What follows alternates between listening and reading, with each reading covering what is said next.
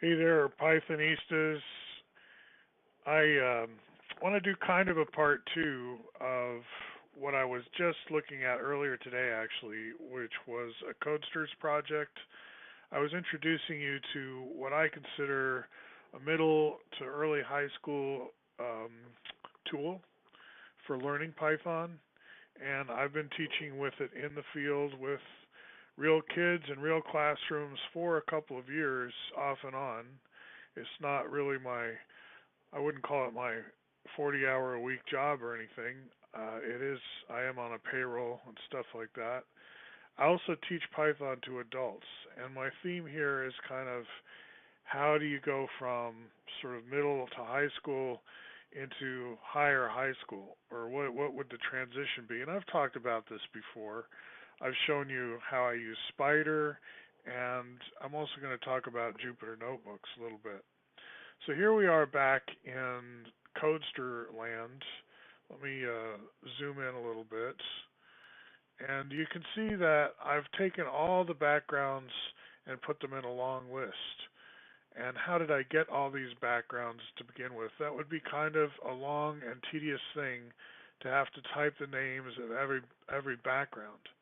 Now I did start by dragging them out onto the Codesters code tablet, or whatever we'll call the black area here. By mistake, I called it a canvas last time, but the canvas, of course, is over to the right. That's where the pictures appear. Let me just run this and show you what I've accomplished so far. I'm able to get random backgrounds to appear. So that is a background. It's actually shrunk a little bit. Down below where I have the background display code, I actually set the scale here on line 27 to 0.7. I also offset where the background shows up. So it becomes kind of like another sprite at this point, but it doesn't have all the properties or attributes of a sprite. I can't hide a background, for example. But I can start hitting arrow keys. Let's click over here on the right in the canvas. So I hit, I haven't started running it yet. That's why it's unresponsive. So I hit the run, or at least I hope that was the reason. And now, I won right away. Haha, this is kind of a commercial for Martian math, but if I hit the right arrow key, I'm in an 8 by 8 sort of chessboard, you could say, or matrix, and you can see in the lower right, 0, 4, 0, 5, and so forth. I'm moving across the 0th row between columns. I can also go down, so when I hit the down key, in other words, there's basically an 8 by 8 chessboard, and it's full of different backgrounds. And if you hit the Martian background, that's considered winning. So did I just win? Now notice the bottom has gotten all messed up.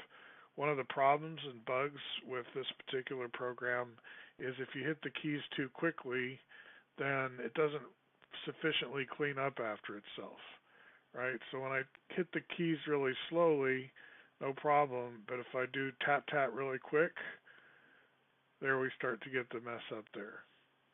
So now we have a messed up thing. So that's what I call a bug. So how did I get all of these names for all the backgrounds painlessly? Did I retype them all? This is where I'm going to jump you now to the Spider IDE, which I'm showing you now.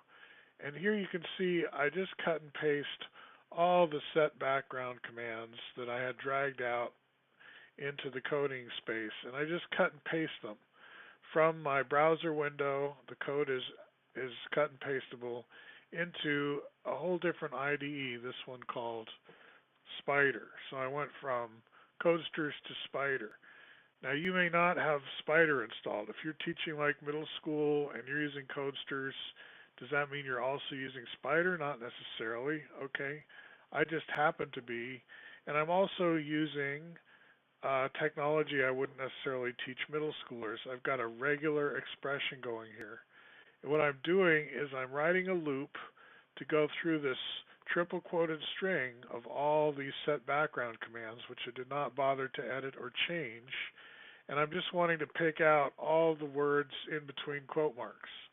So I want to send a pattern called a regular expression through this string line by line, and pick out anything between quotes.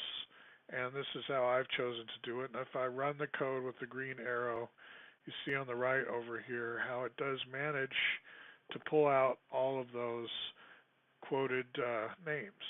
So then I cut and paste that back over to Codesters and do my development from there forward. And notice as I started to introduce in the previous video that you can hook up your keys to the code. So if I hit the left key, right key, up key, down key, it's going to run these different programs or functions depending on which one I hit. So if I hit the key, the down key, as shown on line 72, well, that's going to run a function called down key. Now I can mess around with those names. I can change the name of the function and put the corresponding function somewhere else. So the function is separate from the key detection line. The key detection is stage.eventKey. That's like a listener in Java where you're listening for a key press. Obviously, there's some kind of event loop going on behind the scenes. Like I say, this is not plain old Python. This is enhanced Python, and yet it's going to help people learn Python. Now, to jump from here to the future in terms of someone's learning Python career, we might end up in a Jupyter Notebook. Let me go to that in Firefox, Firefox is where I've got it. So here's what we call a Jupyter Notebook. And what I'm eager to do is link what we call object-oriented programming with a very specific kind of math object that we call polyhedron, because these have visual attributes. You can pick them up in your hand, you can make them out of paper, you can twirl them around. So polyhedra are your paradigm sort of object. And the polyhedron I like to start with, you could think of as connecting four ball centers, where these have equal diameter, and they're smashed together. They're closest packed. And if I connect the centers together, I get a tetrahedron. And in many other videos in my channel, I explain how what we call earthlings ourselves have a unit cube as sort of the anchor of their mathematics. And in what we call Martian math, we jump over to a unit volume tetrahedron. We're doing that to help people understand American history in part, because one of our more important thinkers, I'd call him an ambassador to the world in a way. He helped make the U.S. look good in my book, right? He was like a hopeful figure. He had a positive futurism going, and his whole emphasis was on a different take on geometry.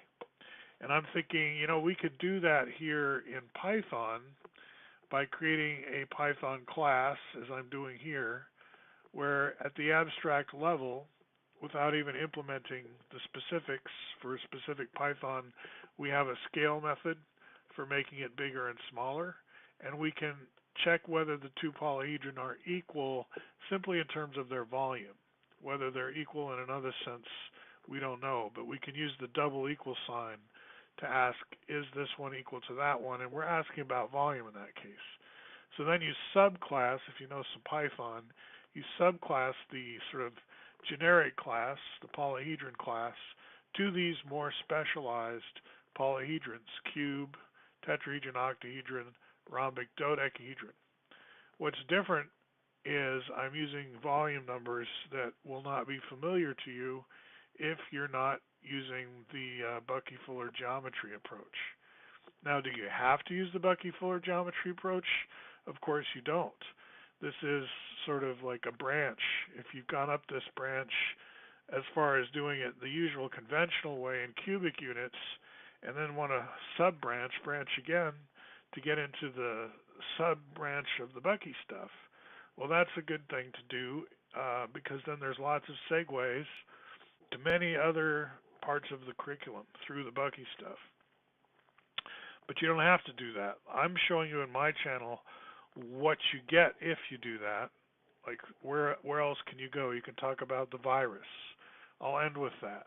If you're trying to connect Bucky stuff to science, try something like searching on virus icosahedron and see what you get. The virus often does have an icosahedral shape, right?